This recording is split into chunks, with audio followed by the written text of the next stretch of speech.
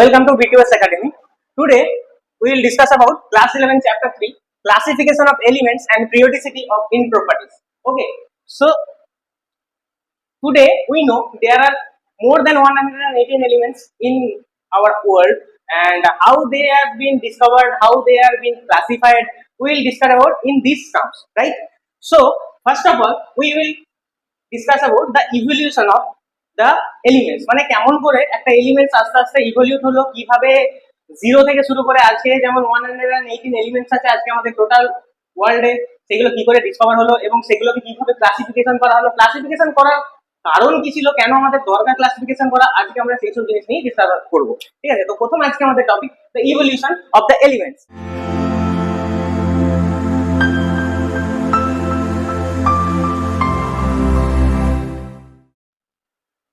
Evolution of element classification.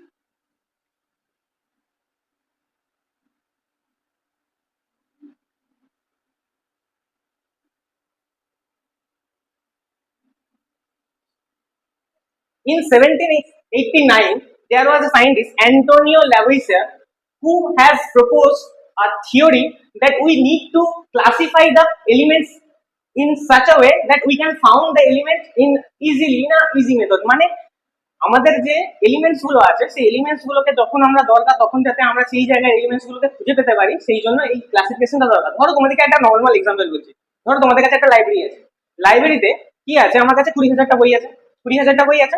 তো এবার তোমাকে বলা হলো যে ওইখান থেকে তুমি একটা আইসিএসসি ক্লাস 11 এর কেমিস্ট্রি বই বার করো। সেখানে 20,000 বই আছে, কোনো সাজানো গোছানো ব্যাপার নেই, পুরো একদম নর্মালি রাখা আছে। এবার তোমাকে বলা হলো যে আইসিএসসি ক্লাস 11 এর কেমিস্ট্রি বইটা বার করো। তুমি যাবে লাইব্রেরিতে, সব বই খুঁজবে, সব বই খুঁজতে খুঁজতে খুঁজতে খুঁজতে কি করবে, সারা দিন কেটে যাবে, তারপর যে তুমি পাবে। কিন্তু তোমার কাছে একটা সেকেন্ড অপশন আছে, সেকেন্ড অপশনে কি তোমার কাছে একটা লাইব্রেরি দেওয়া আছে যেখানে সবকিছু অর্গানাইজড আছে, মানে প্রত্যেকটা জায়গায় প্রত্যেকটা জিনিসের বই রাখা আছে। ধরো একটা ফিজিক্সের সেল আছে, একটা কেমিস্ট্রি সেল আছে, একটা বায়োলজি সেল আছে, একটা জিওগ্রাফি হিস্ট্রি রকম করে আলাদা আলাদা সেল আছে। এবার তখন কি হবে, তুমি গেলে তোমাকে কি বার করতে বলা আছে, ক্লাস 11 কেমিস্ট্রি, তুমি প্রথমে কেমিস্ট্রি সেল আছে, কেমিস্ট্রি সেল এখানে গেলে যে এখানে আমার কেমিস্ট্রি সেল আছে, কেমিস্ট্রি সেলে গেলে এবার তুমি এখানে গেলে দেখলে ক্লাস 11 কোথায় লেখা আছে, ক্লাস 11 দেখলে বা সেইখানে তুমি আইসিএসসি ক্লাস 11 বইটা খুঁজে পেলে। তো এটা একটা ইজি মেথড। তাই জন্য কি করা হয়েছিল, এই ক্লাসিফিকেশন অফ এলিমেন্টসটা খুব দরকার ছিল। যত এলিমেন্টস এর কোয়ান্টিটিটা আস্তে আস্তে বাড়ছিল, ধরো প্রথমে 30-35, যখন 30-35 এলিমেন্টস যখন আমাদের ছিল তখন অসুবিধা ছিল না, কিন্তু যত আস্তে আস্তে দিন বাড়লো, যখন এলিমেন্টস এর ডিসকভারিংটা আস্তে আস্তে বেড়ে গেল, যখন 33 থেকে 56, 56 থেকে 63 এরকম করে 118 এলিমেন্টস হলো, তখন কিন্তু এই ক্লাসিফিকেশনটা খুব ইম্পর্টেন্ট হয়ে গেল। তাই জন্য Antonio ল্যাভুইয়ার 1789 Antonio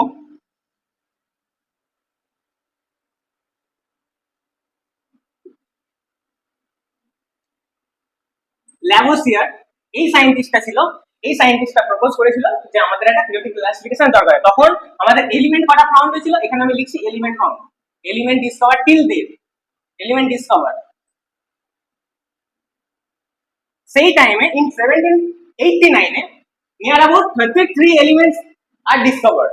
Okay, now after that in 1829 Dobrinier, you are already aware of the term, already aware of the name Dobrinier. তোমরা ক্লাস 10 এ পড়েছো, ক্লাস 9 এ পড়েছো তার ডোব্রিনিয়ার ল অফ ট্রেড। সেখানে আমরা কি করতাম, তিনটে এলিমেন্টসকে একটা ট্রেডসে ভাগ করতাম, দিয়ে প্রথম যে এলিমেন্টটা থাকতো এবং যে শেষ এলিমেন্টটা থাকতো তাদের দুজন এলিমেন্টের যে মাসের সাম করলে যে এলিমেন্টটা বেরোতো সেটাকে আমরা মাঝখানে রাখতাম। এই তিনটে এলিমেন্টের স্পেসিফিকেশন কি থাকতো, এই তিনটে এলিমেন্টের স্পেসিফিকেশন এই থাকতো যে তিনজনেরই পিরিয়ডিক প্রপার্টিজ গুলো সেম থাকতো, মানে এদের যেরকম ইলেকট্রোনেগেটিভিটি দেখাবে সবারই ইলেকট্রোনেগেটিভিটি সেরকম দেখাবে, ফার্স্টের এলিমেন্টটা যেরকম আমাদের ইলেকট্রন অ্যাফিনিটি দেখাবে সবারই ইলেকট্রন অ্যাফিনিটি দেখাবে। ঠিক আছে, এদের যত ভ্যালেন্স ইলেকট্রন থাকবে এই বাকি দুজনেরও ভ্যালেন্স ইলেকট্রন সেম থাকে, মানে এরকম একটা ট্রেডসে আমাদের ভাগ করা হয়েছিল। তো কে বার করেছিল সেটা, ডোব্রিনিয়ার।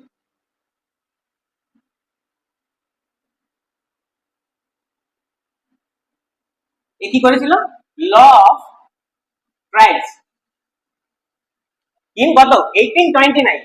After 1829 there are the scientists in 1866 তোমরা জানো the law of octaves, the law of octaves কে বার করেছিল, Newland has proposed the law of octaves in 1866. Newland, law of অক্টেভস।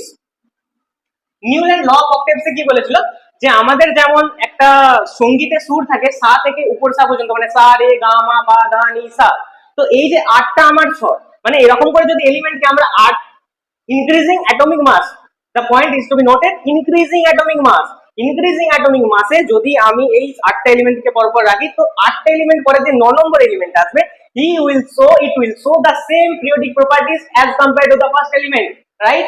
মানে এইখানে যদি অ্যাটমিক নাম্বার, অ্যাটমিক মাস 1 2 ধর 4 3 4 5 6 7 8, after 8 the ninth element will same atomic property as compared to atomic number 1, sorry, atomic mass 1. Okay, so this law is proposed by Newland and this is called the law of octaves. After Newland, till date 1866 till date there was near about 56 elements were discovered, right? After that, in 1869, in a very few gap of these years,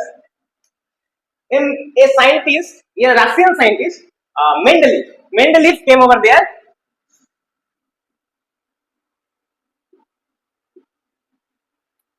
and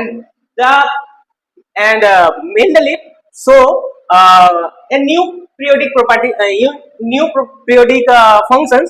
Newland has proposed the law of octaves. Mendeleev এসে কি বললো যে ঠিক আছে law of octave সবই ঠিক আছে, এতে কোনো সমস্যা কিছু ব্যাপার নাই, কিন্তু এখানে যেটা মেন হচ্ছে অ্যাটমিক মাসে এটাকে অ্যারেঞ্জ করা আছে, খুব ভালো কথা, কিন্তু অ্যাটমিক মাসে অ্যারেঞ্জ করলেই যে সবকিছু হবে তার কোনো মানে নাই। এখানে আমাদের আরো কিছু কিছু জিনিস আছে যেগুলোকে আইডেন্টিফাই করা উচিত। মানে ও ল অক্টেভসই কাজ করেছিল, ও আটটা এলিমেন্টের পর 9 নম্বর এলিমেন্টটাকে সেম রেখেছিল, কিন্তু ও কিছু কিছু অ্যাডভান্টেজ বলে গেছিল যেটা আমাদের পরে এসে আমাদের প্রচুর সুবিধা দিচ্ছে। যদি আমি বলি মেন্ডেলিভের কি কি অ্যাডভান্টেজ ছিল, মেন্ডেলিভ এরকম ভাবেই সাজিয়েছিল ইনক্রিজিং অ্যাটমিক মাসে, কিন্তু ও কিছু কিছু জায়গায় গ্যাপ দিয়েছিল, মানে ধরো 9 নম্বর এলিমেন্টের পর 10 নম্বরে একটা গ্যাপ রেখে দিয়েছিল।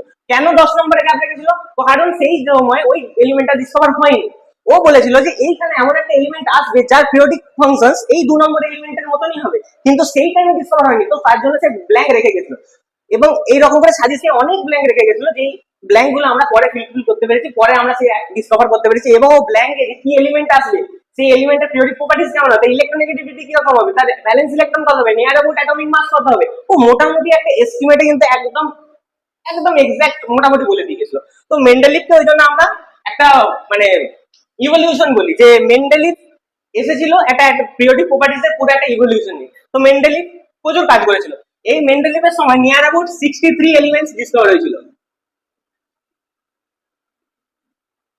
মেন্ডেলিভের সময় নিয়ার অ্যাবাউট 63 এলিমেন্টস ডিসকভার হয়েছিল। After Mendeleev in 1929, a huge gap, 1869 after the 1929 এ একজন যে সায়েন্টিস্ট ছিল, যেই সায়েন্টিস্টের প্রপোজ করা পিরিয়ডিক টেবিল আজকে আমরা বলে থাকি, আজকের দিনেও সেই সায়েন্টিস্টের প্রপোজ করা পিরিয়ডিক টেবিলই চলে। মেন্ডেলিভেরটা চলে না, কেন চলে না আমরা আগে আসছি, পরে ডিসকাস করব। ওর নাম ছিল হেনরি মুসলে।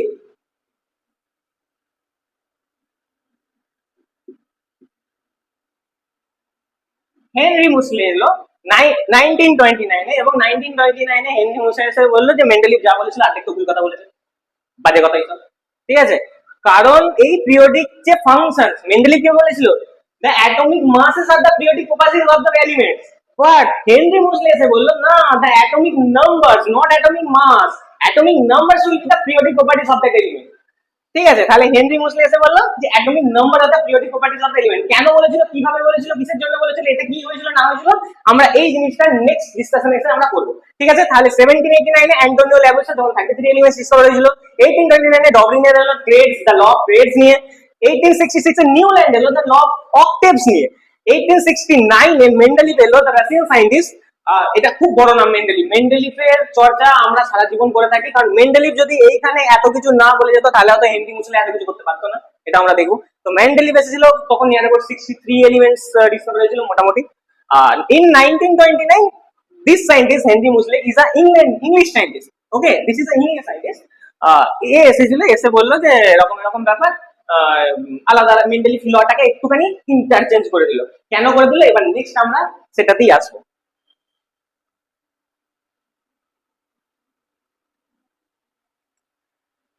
ওকে, ফার্স্ট তাহলে আমরা আসছি মেন্ডেলিভে, যে মেন্ডেলিভ কি কি বলে গিয়েছিল, তারপর আমরা আসবো হেনরি মুসলে কি কি ওগুলোকে আইডেন্টিফাই করে সেগুলোকে কারেক্ট করেছিল।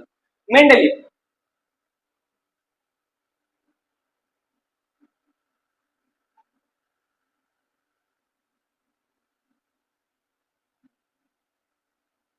ওকে, মেন্ডেলিভের পিরিয়ডিক টেবিলে ও প্রথম কথা যেটা বলেছিল যে অ্যাটমিক মাসেস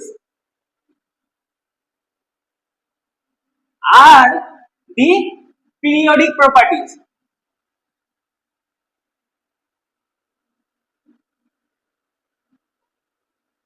অ্যাটমিক মাসেস আর দি পিরিয়ডিক প্রপার্টিজ কেন বলেছিল? কারণ ও ইনক্রিজিং অ্যাটমিক মাসে এলিমেন্টস গুলোকে সাজিয়েছিল। ইন ইনক্রিজিং অ্যাটমিক মাস, মানে ধরো কারো যদি অ্যাটমিক মাস হয় 1 তাকে প্রথমে রাখবে, যদি কারো অ্যাটমিক মাস হয় 1.2 তাকে সেকেন্ডে রাখবে, যদি কারো অ্যাটমিক মাস হয় 1.5 তাকে তারপরে রাখবে, মানে ইনক্রিজ এখানে অ্যাটমিক নাম্বারের কোনো গল্প নেই, অ্যাটমিক নাম্বারের কোনো গল্প নেই। অ্যাটমিক মাস কি আছে, অ্যাটমিক মাস ওয়াইজ সে এলিমেন্ট গুলোকে সাজিয়ে করেছিল। ঠিক আছে, এটা হচ্ছে প্রথম কথা। নেক্সট ও যেটা করেছিল, he left vacant space for undiscovered elements, left vacant spaces for undiscovered elements।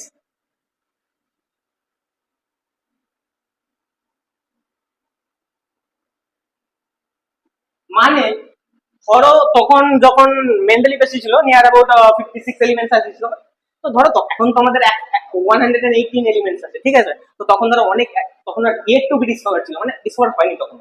তো ও কি করেছিল যে যখন সাজিয়েছিল কিছু কিছু জায়গায় ব্ল্যাঙ্ক স্পেস রেখে দিয়েছিল, ব্ল্যাঙ্ক স্পেসে বলে গিয়েছিল যে এইখানে একটা অ্যাটম আসবে যেটা এখন আনডিসকভার আছে, এই অ্যাটম গুলো এইখানেই বসবে এবং এই অ্যাটমের ইলেকট্রনিক ইলেকট্রন অ্যাফিনিটি, এর আয়নাইজেশন পোটেনশিয়াল বলো, তারপর বলো এর এনথালপি বলো, এর অ্যাটমিক মাস বলো, এর সব মোটামুটি ক্যারেক্টারিস্টিক্স অফ বয়লিং পয়েন্ট বলো, মেল্টিং পয়েন্ট বলো, মোটামুটি সব বলে দিয়েছিল যে এটা এইখানে এই এলিমেন্ট আসবে, এই এলিমেন্টের মাস এটা হবে, এটা এরকম হবে। তো আনডিসকভার্ড এলিমেন্টের জন্য স্পেস রেখে গিয়েছিল, এটা একটা খুব বড় অ্যাডভান্টেজ। ঠিক আছে, এই দুটি অ্যাডভান্টেজও করেছিল, তাহলে এই দুটো কি অ্যাডভান্টেজ ছিল।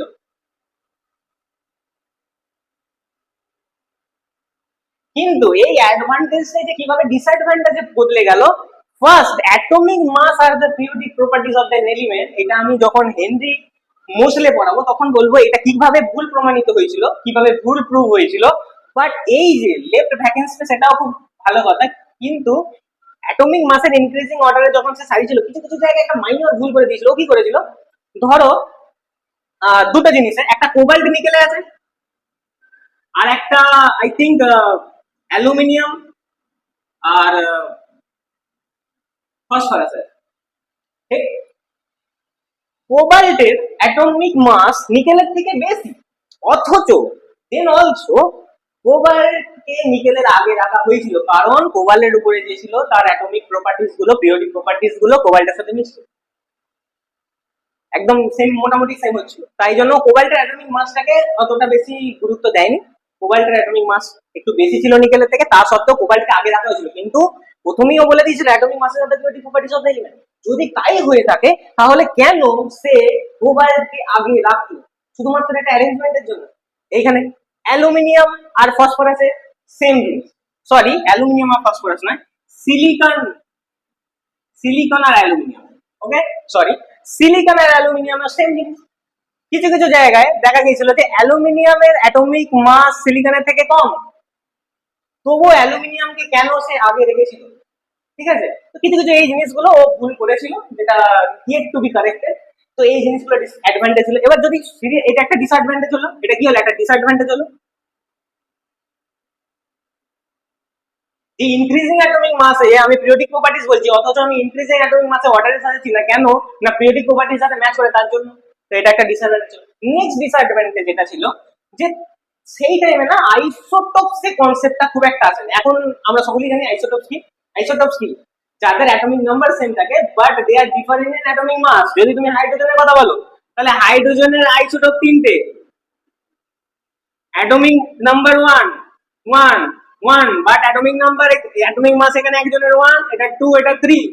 তাহলে হাইড্রোজেনের যদি তিনটে অ্যাটমিক মাস হয়, একটা হাইড্রোজেনের 1 অ্যাটমিক মাস, একটা হাইড্রোজেন যেটাকে আমরা ডয়টেরিয়াম বলি সেটাকে অ্যাটমিক নাম্বার, অ্যাটমিক মাস 2 হয়, আর হাইড্রোজেন 3 যেটা atomic number 1 but atomic mass is 3 যেটাকে আমরা টাইটানিয়াম বলি, তার এইটা অ্যাটমিক মাস। তো তখন আইসোটোপে ও তো হাইড্রোজেনকে একটাই পজিশনে রেখেছিল, নর্মাল পজিশন হাইড্রোজেন। তো আইসোটোপকে এই যে অ্যাটমিক মাসে আমরা সাজাচ্ছি, তো হাইড্রোজেনের পরে তাহলে ডয়টেরিয়াম রাখতে হতো, তারপর টাইটানিয়াম আইসোটোপ ভাবে রাখতে হতো, কারণ আইসোটোপ তো ও কি করেছে, আলাদা এলিমেন্ট হলো না হলো পরের কথা, কিন্তু আমার তো এখানে অ্যাটমিক ইনক্রিজিং মাসে আসছে, এর মাসটা তো ইনক্রিজিং করছে, তাহলে এই তিনটের জন্য তিনটা স্পেস রাখা উচিত ছিল বা তিনটে ঘর করা উচিত ছিল, কিন্তু ও করেনি, ও শুধু একটা হাইড্রোজেন জন্য ফর্ম 1। আইসোটোপের কোনো কনসেপ্ট, যেমন তার সিএল ক্লোরিনের কত atomic number 17, but is a one atomic mass 35.5 আর একটা 37 নিয়ার অ্যাবাউট থাকে, এখানেও সেম, কিছু করার নেই, আইসোটোপের কনসেপ্ট এখানে করা যেতে পারছিল না, তো এইখানে একটা ডিসঅ্যাডভান্টেজ ছিল। ওকে, এটা একটা ডিসঅ্যাডভান্টেজ। নেক্সট ডিসঅ্যাডভান্টেজে আর একটা লিখবো, do not fulfil the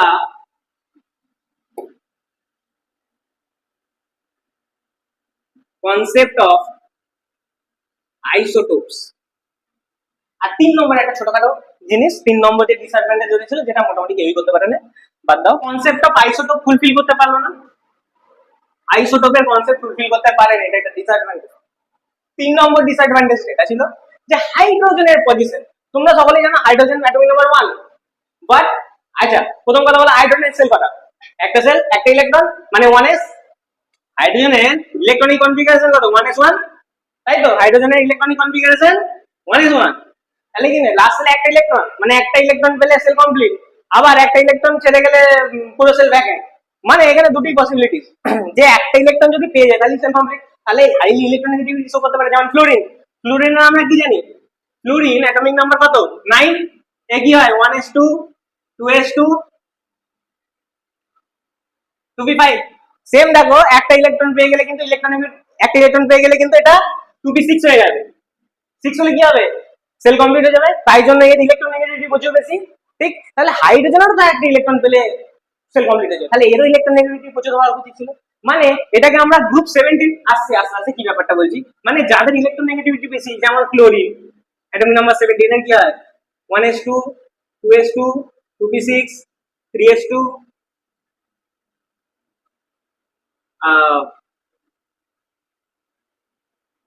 3p5 same electronegativity same, একটা ইলেকট্রন চাই, তাহলে এরও তো একটা ইলেকট্রন চাই, তাহলেই তো এর সেল কমপ্লিট হয়ে যায়, তাহলে হাইড্রোজেন কি এদের মতন ক্যারেক্টার শো করে না, অবশ্যই করে, অবশ্যই করে।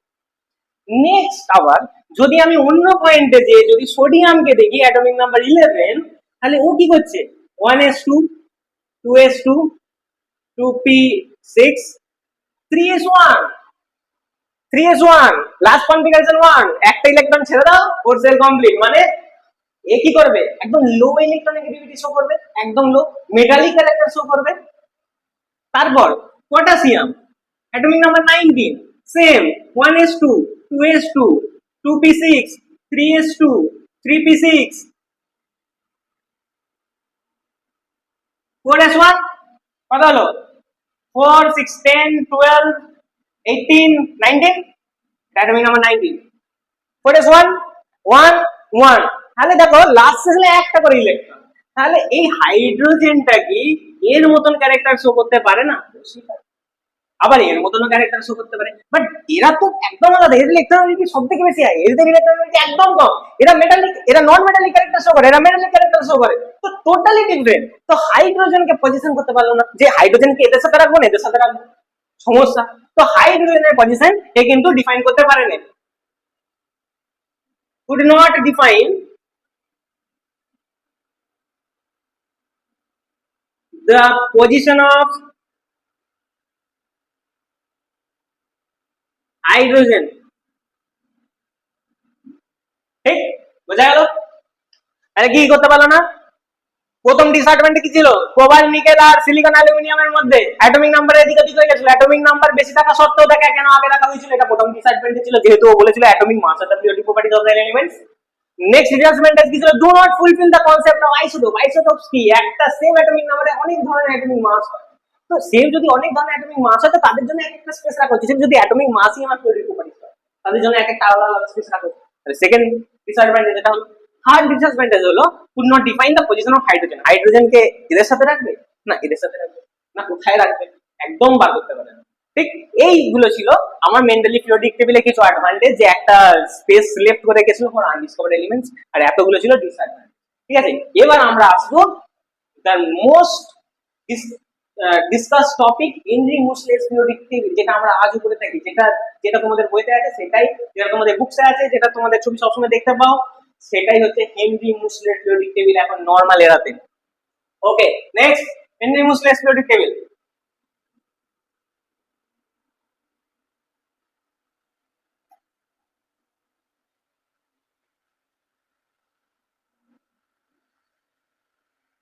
মডার্ন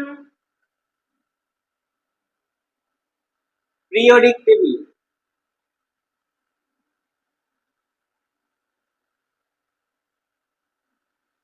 ওকে, হেনরি মুসলে এসে এলো, ইংল্যান্ড সাইন্টিস্ট। প্রথমে এসে বললো দেখো মেন্ডেলিভের এটাই বলছিল, মানে ও যেটা বলেছিল সেটাই বলছিল। কি বলছিল? মেন্ডেলিভ বলেছিল যে অ্যাটমিক মাসেস আর the periodic properties of the element, তাই জন্য ইনক্রিজিং অ্যাটমিক মাসে পিরিয়ডিক মানে এলিমেন্টস গুলোকে অ্যারেঞ্জ করেছিল। তো এখানেই বলছিল। কেন, তুমি কি করে বুঝলে এখানে বলছিল? বলছে না না আমি বলছি atomic number of the periodic properties of the, তুমি বললেই হয়ে গেল, প্রুফ করো। হ্যাঁ প্রুফ তো করবো, আসছি প্রুফ করবো। তো হেনরি মুসলে একটা এক্সপেরিমেন্ট কনসিডার করেছিল। ও কি করেছিল? একটা এক্সপেরিমেন্ট করেছিল, গ্রাফটা একটু আঁকা হয়ে গেল। একটা এক্সপেরিমেন্ট করেছিল, নিচে রেখেছিল অ্যাটমিক মাস, এখানে ছিল ফ্রিকোয়েন্সি। কি ছিল? ফ্রিকোয়েন্সি। যখন এইগুলো করেছিল atomic mass versus atomic frequency, তখন ওর গ্রাফটা মোটামুটি এরকম আসছিল, আঁকা বাঁকা। ঠিক আছে, নট আ স্ট্রেট। তো কি বললো যে অ্যাটমিক মাস যদি আমার বাড়ে তো ফ্রিকোয়েন্সি একদম বাড়ার কথা, বাট এই বাড়তে যে আবার কমে গেল, আবার বাড়ছে, আবার এখানে কমে গেল, আবার বাড়ছে, আবার কমে গেল, এইরকম একটা ডিসস্টেবিলিটি কেন দেখাচ্ছে? এই তাহলে যদি অ্যাটমিক মাসটা হয় তার থিওরিটিক প্রপার্টি। আমি তারপর একটা এক্সপেরিমেন্ট প্রডিউস করেছি এটা দেখার পর, সেখানে ও কি করলো যে অ্যাটমিক নাম্বারকে নিচে রাখলো। অ্যাটমিক নাম্বার নিচে আছে, ফ্রিকোয়েন্সি পরে আছে, ফ্রিকোয়েন্সি রেসপেক্টে অ্যাটমিক মাস।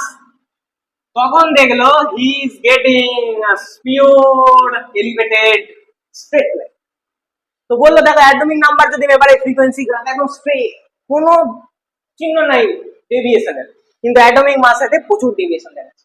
তার মানে অ্যাটমিক নাম্বার বাড়ালে আমার ফ্রিকোয়েন্সি বাড়ছে, নট অ্যাটমিক মাস বাড়ালে আমার ফ্রিকোয়েন্সি বাড়ছে। মাসের উপর কোনো ব্যাপার নয়, অ্যাটমিক নাম্বারের উপরেই সবকিছু ঘটনা ঘটে। তাই জন্য প্রথম বললো যে না অ্যাটমিক মাস না, atomic number, number are the periodic functions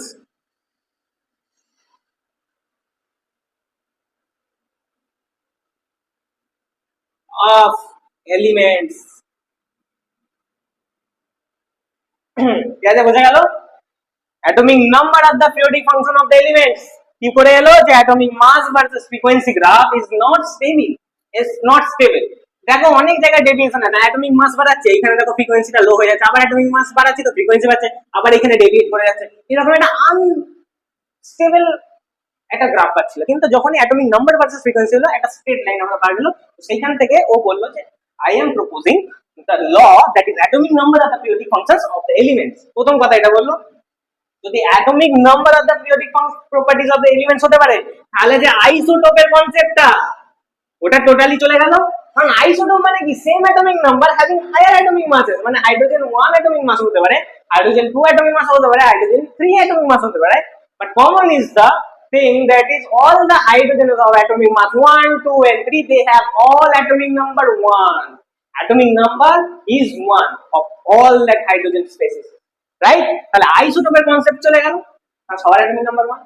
chlorine যেমন ছিল 35.5 এবং 27, ওদের কনসেপ্টটা চলে গেল, মানে আইসোটোপের কনসেপ্ট পুরোটাই আমার চলে গেল।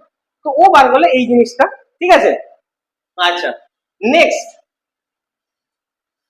ও যে পিরিয়ডিক প্রপার্টিজ আসলো, এই জিনিসটা বুঝতে গেল মডার্ন পিরিয়ডিক টেবিল কেমন করে ক্লাসিফিকেশন করা হয়েছিল, কেন অ্যাটমিক নাম্বার দিয়ে ইনক্রিজিং। তাহলে এবার কি করা হলো, যাদের অ্যাটমিক নাম্বার 1 তাদেরকে প্রথমে 2, 3, 4, 5, 6, 7, 8 এরকম করে ইনক্রিজিং অর্ডারে সাজিয়ে atomic number the increasing order of atomic number এ সাজানো হয়েছিল, নট অ্যাটমিক মাসে। কে বার করেছিল? মডার্ন পিরিয়ডিক টেবিলে বাই হেনরি মোসলে।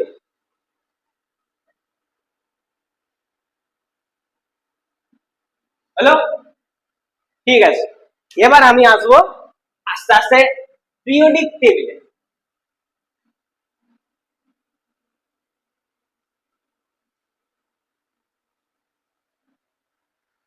ঠিক আছে, নেক্সট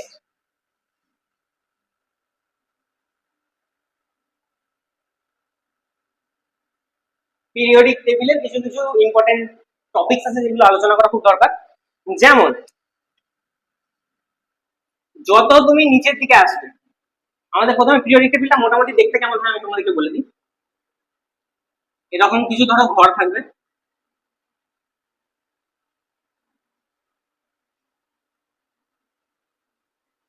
এখানে এখানে এক একটা করে এলিমেন্টস রাখা হয়। আপাতত এটা রাফ এক্সাম্পল, ঠিক আছে? এটা পিরিয়ডিক টেবিল, এরকম কিছু আমি বলছি না, বাট আমি একটা বলছি ছক, একটা মোটামুটি একটা টেবিল। যদি তুমি এই রকম ভাবে দেখো, এইটা এরকম ভাবে যত তুমি উপর থেকে নিচে আসবে, এইগুলোকে বলবো আমরা গ্রুপস। ডাউন যত তুমি উপর থেকে নিচে আসবে, মানে এই সিরিজে এইটুকু হলো গ্রুপস। আর যদি তুমি এইভাবে যাও, এই দিকে এইদিকে দেখো, তাহলে এগুলো হচ্ছে বলবো পিরিয়ড, পিরিয়ডস। এগুলো হলো গ্রুপস। আর যদি তুমি এই সাইডে যাও তাহলে বলবো পিরিয়ড। ঠিক আছে, এই জিনিসটা বোঝা গেল?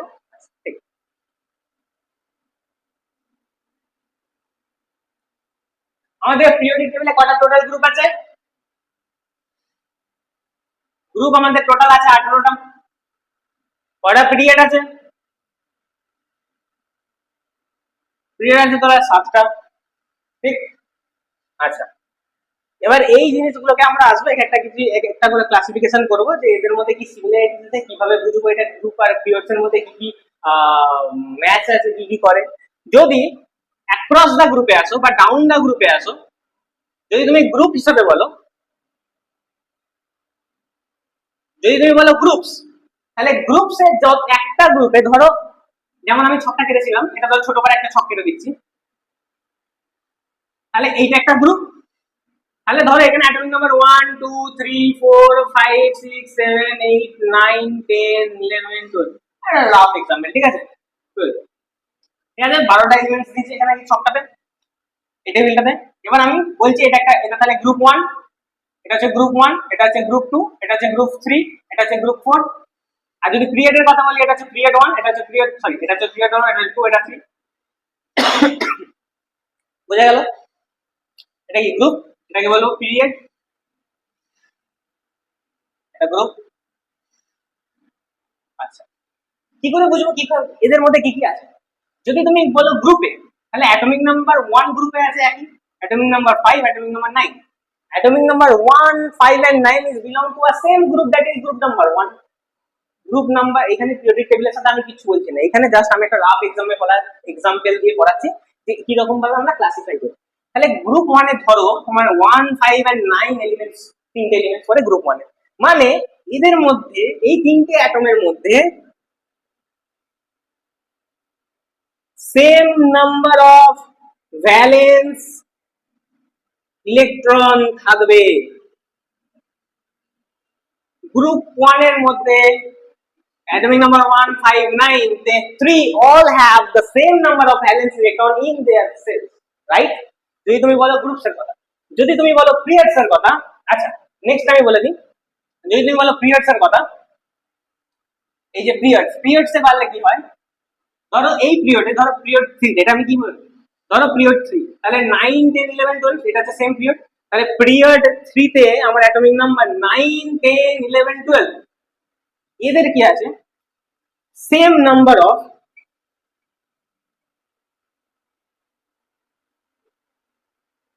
atomic orbital.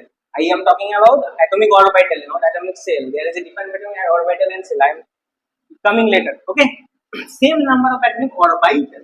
Okay, 9 10 11 12 has same number of atomic orbital and increasing of the electron valence electron, increasing order of electron valence electron. ধরো 9 যে atomic number টা আছে, এর valence electron হচ্ছে 7, sorry ধরো আমি তোমাকে নর্মালি কথা বলি, এর ভ্যালেন্স ইলেকট্রন হচ্ছে ধরো 1, তাহলে 10 যে অ্যাটমিক নাম্বার থাকবে এর ভ্যালেন্স ইলেকট্রন হবে 2, এর হবে 3, এর হবে 2।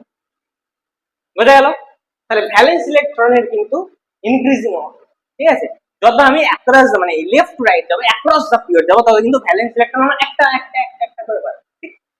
কিন্তু যদি আমি একই গ্রুপে থাকি তাহলে আমার ভ্যালেন্স ইলেকট্রন সেম থাকবে, কিন্তু অরবিটাল অরবিটাল এখানে যদি অরবিটাল থাকে একটা, অ্যাটমিক অরবিটাল থাকে একটা, এখানে থাকে দুটো, এখানে থাকে তিনটে। এখানে যদি থাকে অ্যাটমিক অরবিটাল 1, এখানে থাকবে অ্যাটমিক অরবিটালের নাম্বার 2, এখানে অ্যাটমিক অরবিটাল হিসেবে 3। এবার আমরা একদম পিরিয়ডিক টেবিলে চলে আসবো, পিরিয়ডিক টেবিলে এসে কথাবার্তা করবো।